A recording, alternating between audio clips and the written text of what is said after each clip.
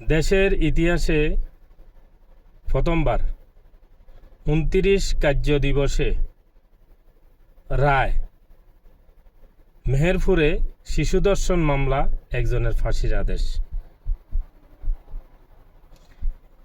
এই ধারা চলমান থাকুক এবং রায় দ্রুত কার্যকর হোক। কেউ যেন এই অপরাধ করার চিন্তাও করতে না পারে। ধন্যবাদ সরকারকে। ধর্ষণের দায়ে এক যুবককে মৃত্যুদণ্ড দিয়েছে আদালত।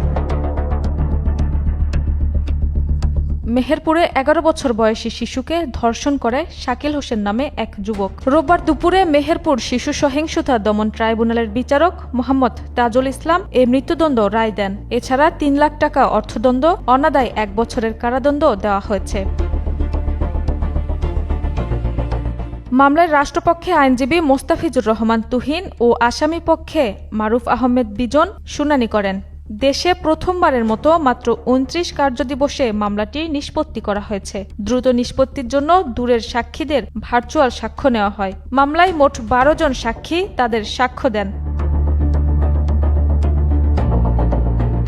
মামলার বিবরণী থেকে জানা যায়, ২০২৫ সালের ১৬ জুন গাংনী উপজেলায় বাবার জন্য খাবার নিয়ে যাচ্ছিল শিশুটি। পথিমধ্যে শাকিল হোসেন তাকে একটি মাঠে নিয়ে ধর্ষণ করে। ওই সময় মাঠে কাজ করা লোকজন শিশুটির কান্নার শব্দে এগিয়ে গেলে শাকিল পালিয়ে যায়। পরে দুপুরের দিকে স্থানীয়রা শাকিলকে আটক করে গণপিটুনি দিয়ে পুলিশে সোপর্দ করে।